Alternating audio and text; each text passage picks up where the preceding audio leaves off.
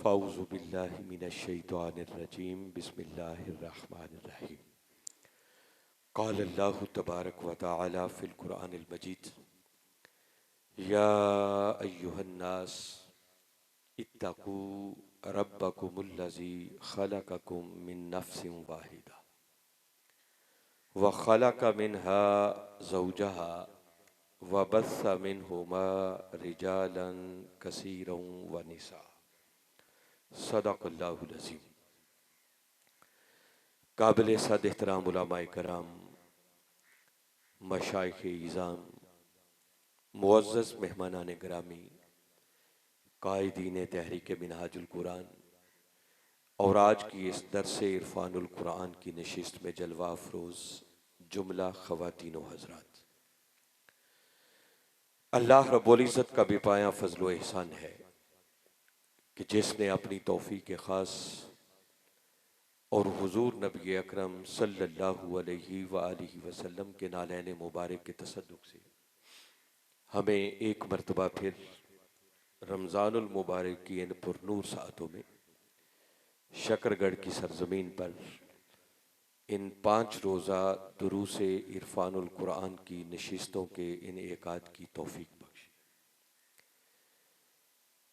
और हस्बे साबिक जिस हुस्न नज़्म, जिस खूबसूरती और जिस मोहब्बत और ज़ौक़ व शौक़ के साथ इन नशिस्तों का अहतमाम किया जा रहा है, मैं इस पर अहालियान शकरगढ़ को, इस डिग्री कॉलेज की इंतज़ामिया को और बिलखसूस तहरीक मिनहाजुल कुरान और उसके जुमला फोरम्स के कायदीन को, ज़िम्मेदारान को, ओहदेदारान को और हर उस शख्स को जिसने किसी भी हवाले से इन नशिस्तों के इंतज़ाम व इंसराम में हिस्सा लिया है, मैं सबको दिल की गहराइयों से मुबारकबाद भी पेश करता हूँ और दुआ गो हूँ कि अल्लाह रब्बुल इज़्ज़त आपकी इस काविश को अपनी बारगाह में शर्फ़ कबूलियत अता फरमाए।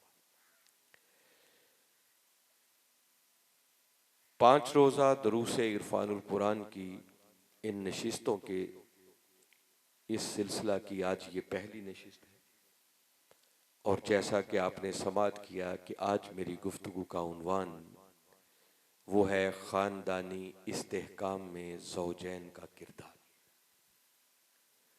कबल इसके कि मैं बराह रास्त कुरान और हदीस की रोशनी में इस सब्जेक्ट को आगे बढ़ाऊँ, मैं इजमालन थोड़ा सा बताना चाह रहा हूँ कि इस मौजू की ज़रूरत क्यों पेश आई। हाज़रीन मुकर्रम, देखिए, एक मोमिन का सबसे बड़ा सरमाया वो उसका ईमान होता है। वो अपना सब कुछ देना गवारा कर लेता है मगर अपने ईमान पर कंप्रोमाइज नहीं करता। हमारी खुशनसीबी कि हम मुसलमानों के घर पैदा हो गए और हमें ये ईमान की दौलत मुफ्त में वरासत में मिल गई। इस पर जितना भी शुक्र अदा करें मैं समझता हूं कम है। मगर सच्ची बात यह है कि अगर दयानतदारी से हम अपने हालात का जायजा लें, एनालिसिस करें, तो इस्तिस्ना को छोड़कर पांचों उंगलियां बराबर नहीं होती। अच्छे लोग हर दौर में मौजूद होते हैं, मगर बिलउमूम हमारी सूरत हाल ये है कि हम सिर्फ नाम के मुसलमान रह गए हैं, काम के मुसलमान कोई नहीं रहे।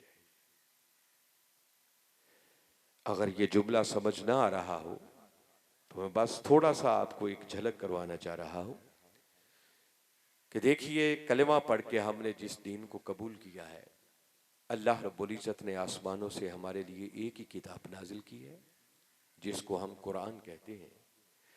मगर हमारी मुसलमानी की सूरत हाल ये है कि हमारी जिंदगियां बीत जाती हैं, हमें ढंग से अपनी किताब पढ़ना भी कोई नहीं आती। पढ़नी आ जाए तो हमें समझ कोई नहीं कि इस किताब के अंदर लिखा क्या है।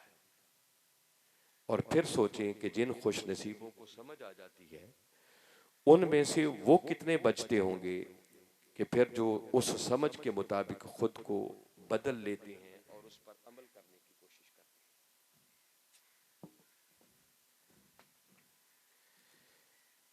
सूरत हाल इतनी विगरगू है कि हमें दीन की बेसिक्स की भी खबर नहीं है। तहारत के मसाइल हमें नहीं आते, नमाज के मसाइल की हमें ख़बर नहीं है, ज़कात के मसाइल हमें मालूम नहीं, निकाह और तलाक के मसाइल हम नहीं जानते।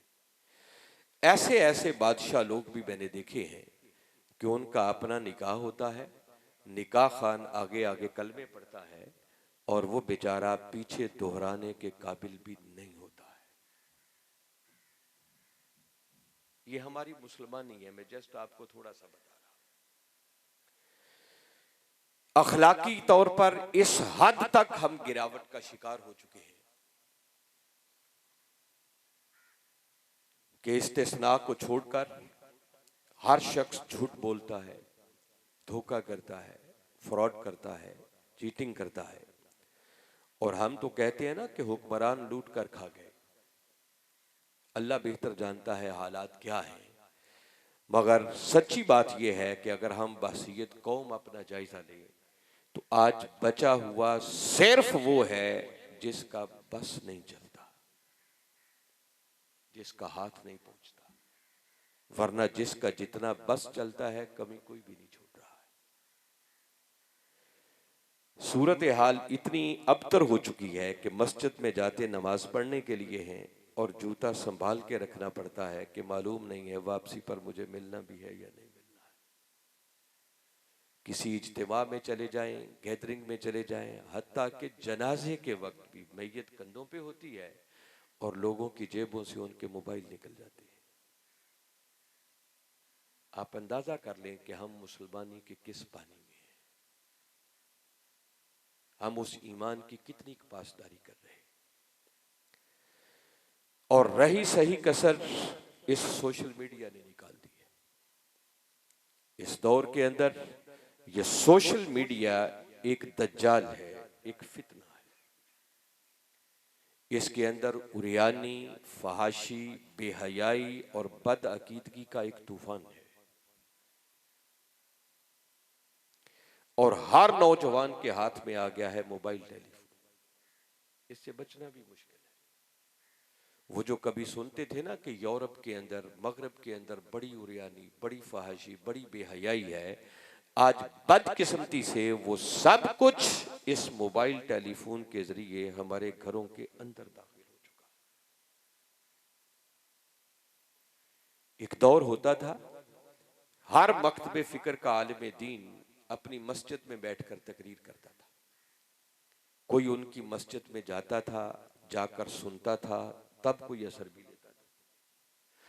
अब हालात यकसर इतने बदल गए हैं कि अब हर मकतबे फिक्र के उलमा की तकरीरें आ गई हैं इस सोशल मीडिया पर। अब आप किसी को पाबंद नहीं कर सकते कि किसको सुनना है और किसको नहीं सुनना। और हर मकतबे फिक्र के सिर्फ पढ़े लिखे जय्यद बाकिरदार उलमा की तकरीरें ही अगर इस सोशल मीडिया पर होती ना तो तब भी खैर थी, बचत थी। जुल्म उस वक्त हुआ है कि जब हर वो शख्स जिसको दीन की अलिफ बे का भी पता नहीं है ना, वो भी स्कॉलर बनकर सोशल मीडिया पे बैठ गया। वो बंद कमरे में बैठकर जो ऊट पटांग उसे आता है उसकी रिकॉर्डिंग करता है और उसे सोशल मीडिया पे चढ़ा देता है। और हर सुनने वाले के अंदर ये सलाहियत नहीं है कि वो फर्क कर सके कि सही क्या है और गलत क्या है। इन बदलते हुए हालात के अंदर अगर वालिदैन ने अपनी आंखें ना खोली, उलमा ने अपनी जिम्मेदारी का एहसास ना किया, असातिज़ा ने अपना किरदार अदा ना किया और दीन के नाम पर सजाने वाले दीनी महाफिल को सजाने वाले मुंतजमीन ने उन महाफिल को अपनी नस्लों के लिए तरबियत गाहों में न बदला तो याद रखें, डर है खुदा ना करे कि वो वक्त आए अगर सूरत हाल ऐसी ही रही और हमने आंखें ना खोली तो चंद साल गुजरने की देर है, कुछ बाइद नहीं है कि शायद हमारी कब्रों पर फातिहा पढ़ने वाला भी कोई ना बचे। मगर हम बड़ी गफलत का शिकार हैं। अफसोस इस बात का है कि कोई रुक कर सोचने के लिए भी तैयार नहीं कि हम किधर जा रहे हैं। इस नुकसान के सामने कैसे बंद बांधना है। वो कहते हैं ना, वाए नाकामी मताए कारवां जाता रहा और कारवां के दिल से एहसास ज़िया जाता रहा। हमें अपने नुकसान का एहसास भी नहीं। और अगर हमारी नस्लों के ईमान न बचे, उनके अकीदे न संवरे, वो राह रास्त पर ना आए, गुमराही से ना बचे, तो याद रखें क़यामत वाले दिन औलादों के गिरेबान बाद में पकड़े जाएंगे, वालिदैन के गिरेबान पहले पकड़े जाएंगे। इसलिए आंखें बंद करने से काम नहीं चलेगा, बल्कि आंखें खोलने की जरूरत है। ये मैंने एक हल्की सी पिक्चर जो आपके सामने रखी है कि पूरा मुआशरा बिगाड़ का शिकार हो चुका है, और इस बिगाड़ की एक बहुत बड़ी वजह और बहुत बड़ा सबब, असबाब तो बहुत सारे हैं मगर एक मेन सबब की तरफ आपको जो मुतवज्जे कर रहा हूं, इस बिगाड़ का बहुत बड़ा सबब यह है कि इस्लाम का वो तरबियती मरकज जहां हर फर्द ने तरबियत पाकर संवरना था, जिस तरबियती मरकज का नाम खानदान है, वो तरबियती मरकज आज तरबियत करने में फेल हो चुका है। और उस तरबियती मरकज जिसे खानदान कहते हैं, उसके बुनियादी दो सतून जो हैं वो शौहर और बीवी ज़ौजैन हैं। चूंकि वो अपना रोल प्ले नहीं कर रहे, जिम्मेदारी का एहसास नहीं कर रहे, इसलिए उस तरबियती मरकज से निकलने वाले अफराद वो बेराह रवी का शिकार हैं और मुआशरे के अंदर बिगाड़ का सबब बनते चले जा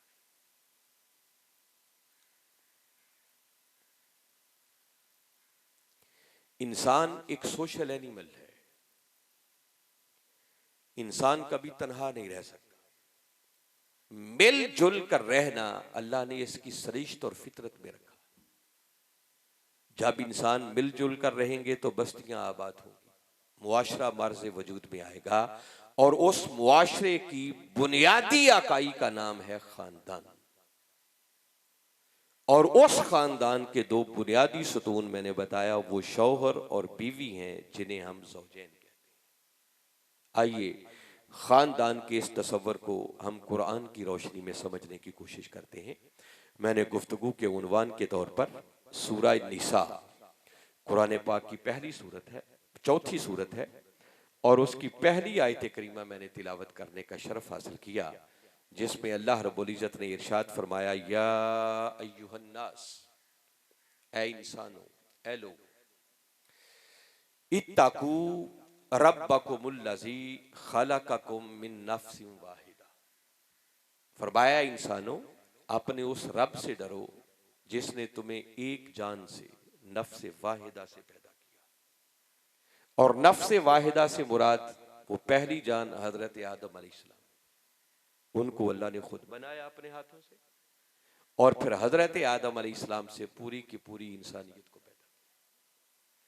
जैसे ही हजरत आदम अलैहिस्सलाम को पैदा किया तो मैंने बताया ना कि इंसान तन्हा नहीं रह सकता, तो फिर अल्लाह रब्बुल इज़्ज़त ने उनकी मुआनिसत के लिए आगे कुरान पाक की उसी आयत में फरमाया, वख़लक़ मिन्हा ज़ौजहा, उन्हीं में से फिर अल्लाह रब्बुल इज़्ज़त ने उनका ज़ौज, उनका जोड़, यानी उनकी बीवी हजरत हव्वा अलैहिस्सलाम को पैदा। जब दो हस्तियां मारज़ वजूद में आ गई तो आगे फरमाया, वबस्सा मिनहुमा रिजालन कसीरन व निसा, और फिर उन दोनों से औलाद की शक्ल में अल्लाह ने कसीर तादाद में मर्दों और औरतों को इस जमीन पर फैला दिया। ये वो पहला खानदान था जो मर्ज वजूद में आया। इस आयत करीमा से मुझे जो बात समझ आती है एक तालिब इल्म होने के नाते, कि याद रखें खानदान का पहला फर्ज वो शौहर होता है, खानदान का दूसरा फर्ज वो उसकी बीवी होती है, और फिर उन दोनों से पैदा होने वाली औलाद, उनके बच्चे, वो उस खानदान के दीगर अफराद। देखिए एक बात आप जहन में नोट कर लें कि ये जो मौजू है ना, खानदानी इस्तेहकाम में ज़ौजैन का किरदार, इस पर गुफ्तगू करने के बहुत सारे एस्पेक्ट्स हैं, बहुत से रुख हैं, बहुत से पहलू। बहुत सारी जेहतें हैं। इस मुख्तसर सी नशिस्त के अंदर उन सारे पहलुओं को इहाता गुफ्तगू में लाना ये किसी सूरत भी मुमकिन नहीं है। मैं तो सिर्फ एक आध एंगल आपके सामने रखूंगा, बस यूं समझें बाकी सब कुछ रह जाएगा। इसके लिए कई नशिस्तें दरकार है। और जो मैं कहूंगा ये ऐसा नहीं है कि वो हरफ आखिर है कि बस यही है इस मौजू पर, इसके अलावा बहुत कुछ होगा जो रह जाएगा। मैं बता रहा हूं, मैं तो एक खास एंगल से जो हमने फील किया कि किस चीज और किस रहनुमाई की जरूरत है वो चंद चीजें आपके सामने रख रहा हूं। खानदान का तसव्वुर जो मैं दे रहा हूं कि पहला फर्द शौहर, दूसरा फर्द बीवी, फिर उनसे पैदा होने वाले बच्चे। इससे भी इख्तिलाफ की गुंजाइश मौजूद है।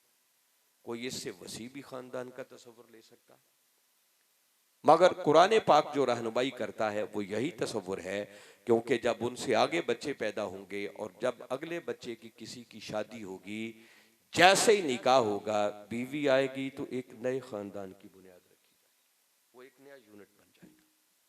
असल खानदान शौहर, बीवी और उनके बच्चे। इसी तसव्वुर को आप देखें, सूरह हुजुरात कुरान पाक का 49वां सूरा है, उसकी आयत नंबर 13 को आप कभी पढ़े। अल्लाह रब्बुल इज्जत ने यही बात एक और अंदाज में की। फरमाया या अय्युहन्नास, ए इंसान। सेम उसी तरह खिताब किया, ए लोगो, इन्ना खलकनाकुम मिन ज़कारिन व उन्सा। फरमाया बेशक हमने तुम्हें एक मर्द और एक औरत से पैदा किया, शौहर और बीवी से पैदा किया। वो जो खानदान के दो बुनियादी सतून हैं उनका जिक्र किया। और अगले कलिमात बड़े काबिल गौर हैं। आगे फरमाया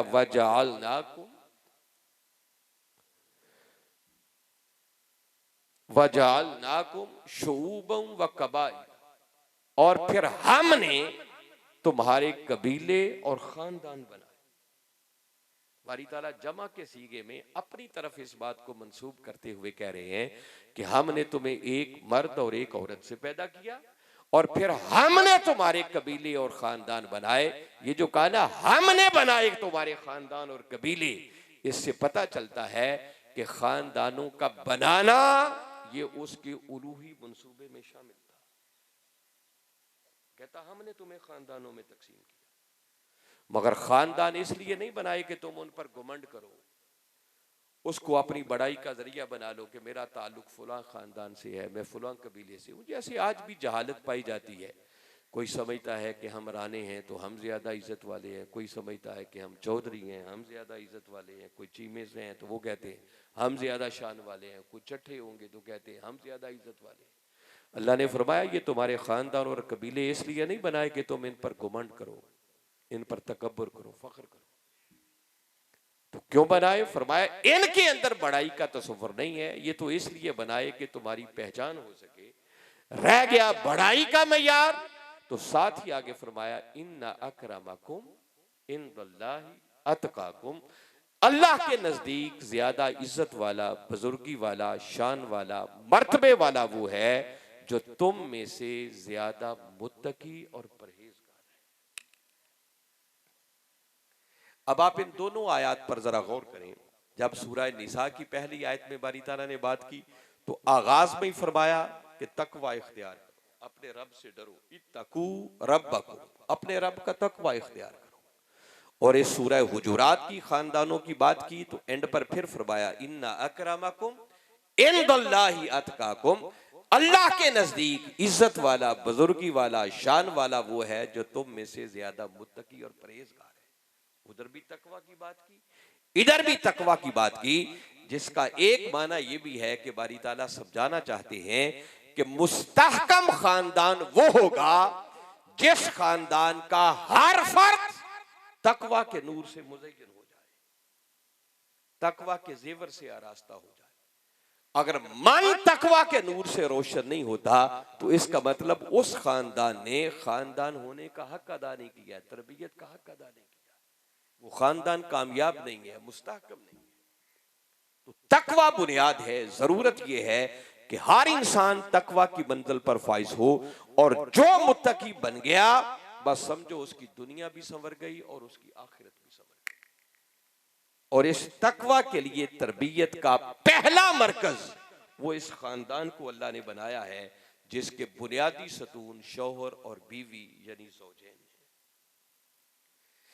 इस तसव्वुर को समझना हो तो सूरह फुरकान के आखिरी रुकू को कभी पढ़े। बारी ताला ने अपने बंदों की कुछ सिफात बयान की है, बताया है कि मेरे बंदे कौन है, और बात यूं शुरू की, व इबादुर रहमान अल्लज़ीना यमशूना अलल अर्दि हौना व इज़ा खातबहुमुल जाहिलूना कालू सलामा। आगे फिर ये सिफात बयान होती जाती हैं कि रहमान के बंदे उनकी खूबियां क्या हैं, सिफात क्या है। वो बयान करते करते आयत नंबर 74 में जाकर बारी ताला ने अपने बंदों की एक और खूबी और सिफत बयान की। फरमाया सही मानों में मेरे बंदे वो हैं कौन, फरमाया जो हर वक्त ये दुआ करते रहते हैं, रब्बना हब लना मिन अज़वाजिना व ज़ुर्रिय्यातिना कुर्रता अयुनिन वजअलना लिल मुत्तकीना इमामा। मैं सही मानों में अल्लाह के बंदे वो हैं जिनके पेशे नजर हर वक्त ये बात रहती है कि मौला हमें हमारी अज़वाज की तरफ से भी और हमारी ज़ुर्रियत और औलाद की तरफ से भी हमारी आंखों की ठंडक अता फरमा, उनको इतना संवरने वाला बना दे। शौहर है तो वो दुआ करता है कि मौला मुझे मेरी बीवी की तरफ से भी और औलाद की तरफ से आंखों की ठंडक अता फरमा। बीवी है तो वो ये दुआ करती है कि मौला मुझे मेरे शौहर की तरफ से भी और मेरी औलाद की तरफ से भी आंखों की ठंडक अता फरमा, क्योंकि शौहर बीवी के लिए ज़ौज होता है और बीवी शौहर के लिए ज़ौज होती है। तो अल्लाह ने वही खानदान का तस्वर दिया, शौहर बीवी और औलाद, और फिर उनके लिए आगे एंड पर वो क्या कहा कि वो दुआ ये करते हैं कि मौला हमें मुत्तकियों का पेशवा बना, इमाम बना। उसी तकवा की बात कि मौला हमारे खानदान को ऐसा मुस्तहकम बना कि हमारे खानदान का हर फर्द वो मुआशरे के लिए रोल मॉडल बन जाए, मुत्तकियों का इमाम बन जाए, पेशवा बन जाए, उनको लीड करने वाला बन जाए।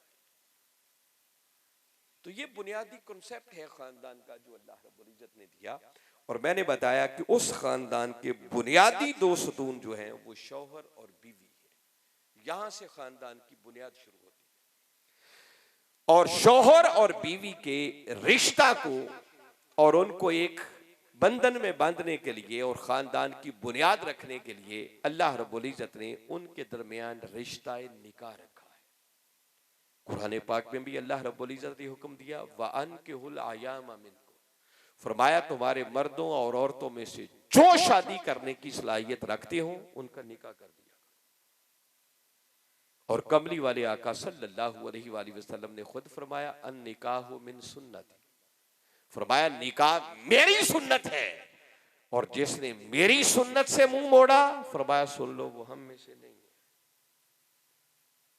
तो निकाह की अहमियत बताई, मगर निकाह करते वक्त जहां से खानदान की बुनियाद पड़नी थी अल्लाह रब्बुल इज्जत ने उस खानदान के इस्तेहकाम के लिए बुनियादें भी वहीं से फराहम करना शुरू की और समझाया कि एक खानदान सही मानों में मुस्तहकम कैसे हो सकता है। ये बात बड़ी तवज्जो तलब, गौर तलब, वालिदैन बड़े बुजुर्ग वो भी सुने, नौजवान बच्चे और बच्चियां भी सुने। अब उस निकाह के लिए अल्लाह और उसके रसूल सल्लल्लाहु अलैहि वसल्लम ने क्राइटेरिया दिया, और मेरे आका सल्लल्लाहु अलैहि वसल्लम ने फरमाया, तुनकाहुल मरअतु लिअरबाइन, फरमाया किसी औरत से शादी चार चीजों की वजह से की जाती है। चूंकि शौहर पहला फर्द है, वो बीवी को अपने घर में लाता है, तो इस एंगल से बात की, वरना बात दोनों तरफेन की हो रही है। मर्द औरत से शादी करे तो वो भी चार बातों को पेश नजर रखता है, औरत मर्द से निकाह करे तो वो भी इन्हीं चार चीजों को देखती है जो बिलउमूम हमारे यहाँ ट्रेंड है। क्या फरमाया, ले मालिहा, किसी से शादी उसके माल की वजह से लोग करते हैं, वाले जमालिहा, फिर उसके हुस्न जमाल की वजह से करते हैं, वाले हस्बेहा, फिर उसके हसब नसब और खानदान की वजह से करते हैं, किस कबीले से ताल्लुक है, वाले दीनेहा, और फिर उसके दीन की वजह से करते हैं कि इसका दीन कितना है, तकवा शियार कितना है, तकवा की राह पर चलने वाली कितनी है, और इसका किरदार कैसा है। चारों चीजें मेरे आका ने जिक्र की कि इनकी वजह से लोग बिलउमूम शादी करते हैं। मगर आका ने इनका जिक्र करके आ गया, फरमाया फज़फर बिज़ाति दीन, फरमाया चीजें चारों हैं, मगर बंदे अगर कामयाबी चाहता है और चाहता है कि खानदान मुस्तहकम हो जाए तो ये कामयाबी तब मिलेगी जब इन चारों बातों में से निकाह करते हुए पहले नंबर पर दीन को तरजीह दी जाए।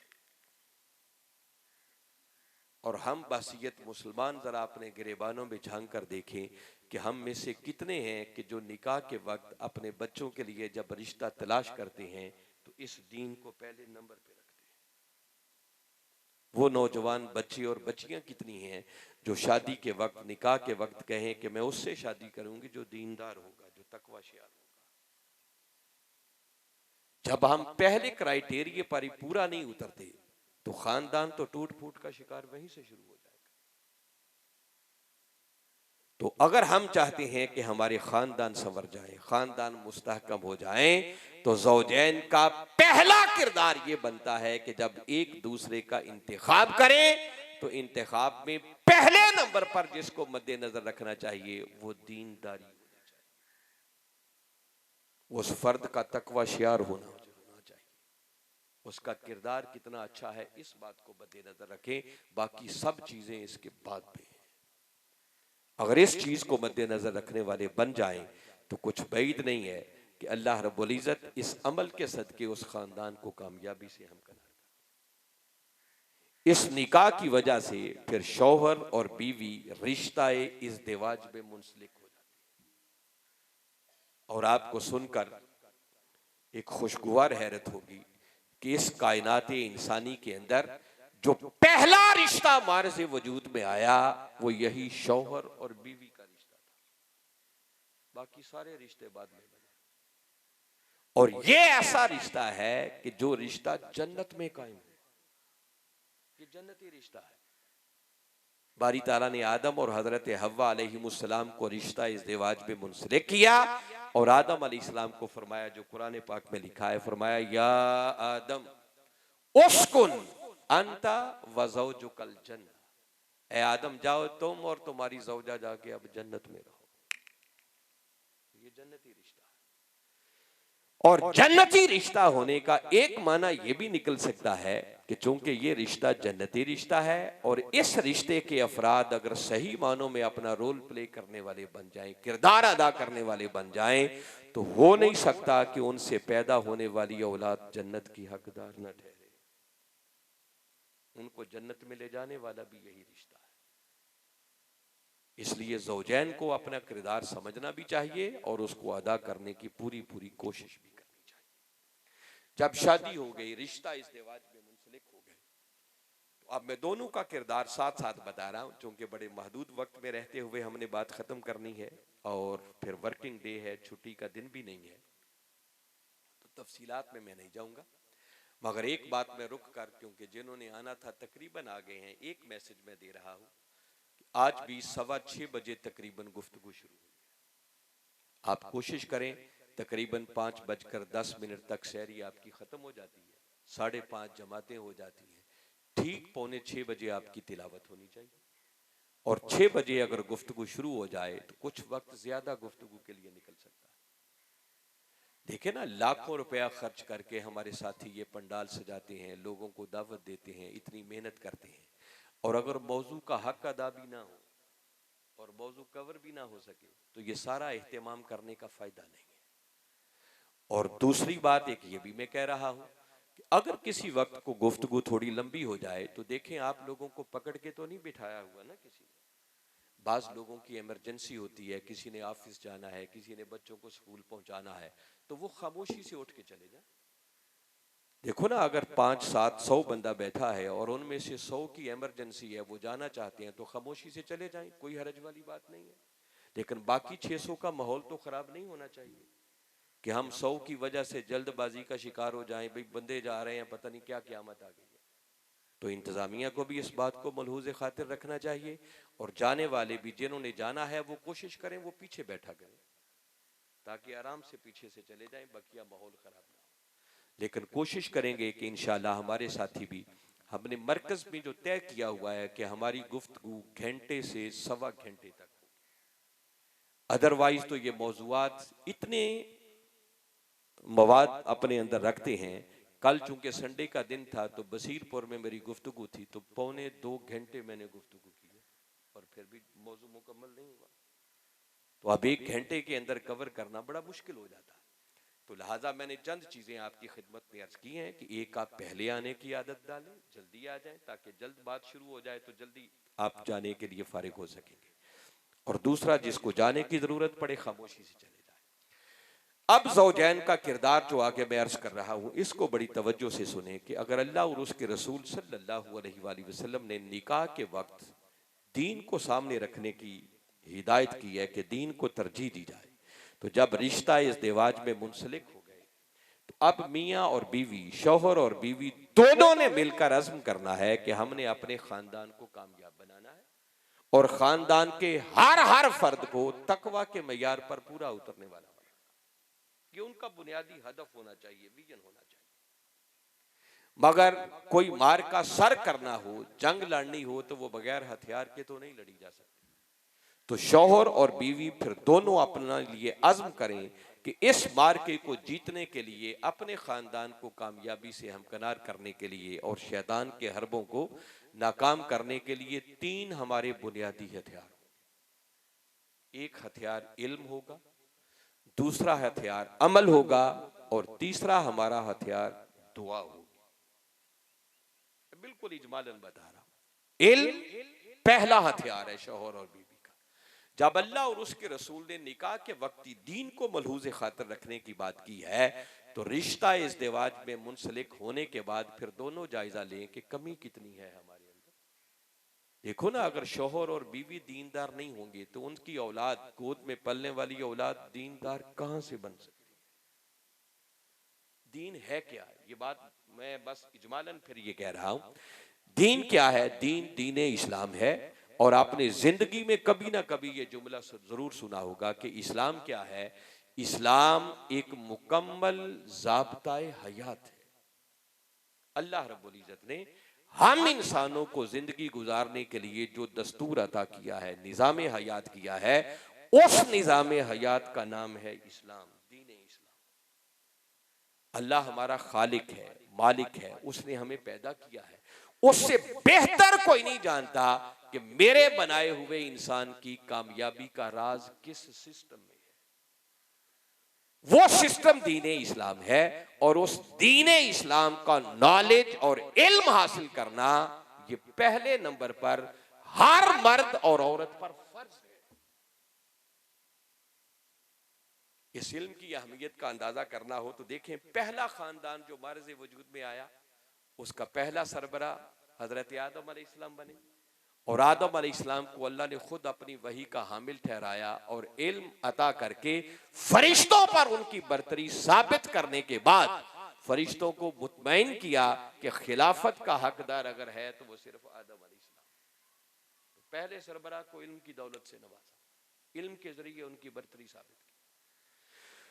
और इस कायनाते इंसानी के अंदर कामयाब तरीन अगर खानदान कोई है तो वो खानदान है जिसके सरबरा खुद हजरत मोहम्मद मुस्तफ़ा सल्लल्लाहु अलैहि वसल्लम। और कुर्बान जाए आका की शान पर कि अल्लाह रब्बुल इज्जत ने उनको खुद इल्म की वो दौलत अता की कि कुरान पाक में ऐलान कर दिया, व अल्लमका मा लम तकुन तालम, महबूब हमने हर उस चीज का इल्म आपको अता कर दिया जो तू पहले नहीं जानता था। अल्लाह ने खुद इल्म के नूर से मुज़य्यन कर दिया। और करने के बाद फिर भी आप कुरान पाक का कभी मुताला करें, अपने महबूब पर अल्लाह रब्बुल इज्जत ने कुरान पाक नाज़िल किया। कुरान की पहली वही, उस पहली वही की पहली आयत, और पहली आयत का जो पहला लफ्ज नाज़िल फरमाया वो क्या है? इक़रा, जिसका माना है पढ़िए। अल्लाह ने पहला हुक्म ही पढ़ने का दिया। और बदकिस्मती है कि हमने इस पढ़ने के दरवाजे बंद कर दिए। बारी ताला ने कुरान में फरमाया, कुल हल यस्तविल्लज़ीना यालमून वल्लज़ीना ला यालमून, महबूब जरा इनसे पूछो कि क्या पढ़े लिखे और जाहिल बराबर हो सकते हैं? कभी बराबर नहीं हो सकते। अपने महबूब को मा काना व मा यकून का इल्म अता किया और सारा इल्म अता करने के बाद फिर हुक्म दिया कुरान पाक में वही भेजी, फरमाया कुल रब्बि ज़िदनी इल्मा। महबूब यूं दुआ किया कर के मौला मेरे इल्म में इजाफा फरमा। और हम जिनको अलिफ बे नहीं आती, हमने सारे दरवाजे इल्म के बंद कर रखे। कुरान किस इल्म पर जोर दे रहा है? इल्म सारे हासिल करना चाहिए। इस्लाम किसी इल्म के हुसूल पर पाबंदी नहीं लगाता, मगर जिस इल्म का हासिल करना खानदान की कामयाबी के लिए जरूरी है, वो इल्म जो हर मुसलमान मर्द और औरत के लिए हासिल करना फर्ज है। मेरे आका ने फरमाया तालाबुल इल्मी फरीदतुन अला कुल्ली मुस्लिमिन व मुस्लिमा। एक इल्म वो भी है जो हर मुसलमान मर्द और औरत पर हासिल करना फर्ज है। और यकीनन वो इल्म कोई केमिस्ट्री का नहीं हो सकता, फिजिक्स का नहीं हो सकता, बायो का नहीं हो सकता, अर्जियात और फल्कियात का नहीं हो सकता। वो कौन सा इल्म है जो हर मर्द और औरत के लिए हासिल करना जरूरी है? वो इल्म दीन का इल्म है। दीन का बुनियादी इल्म, जिंदगी कैसे गुजारनी है, हलाल क्या है, हराम क्या है, जायज क्या है, नाजायज क्या है, फराइज क्या है, वाजिबात क्या है, अल्लाह ने किन चीजों से मना किया। अगर ये हासिल नहीं करेंगे तो मुजरिम है, गिरफ्त होगी, सजा के मुस्तहिक ठहरेंगे। और कोई कहेगा हम तो बूढ़े हो गए, हम बड़े हो गए, अब हम क्या करें? तो मेरे आका सल्लल्लाहु अलैहि वसल्लम ने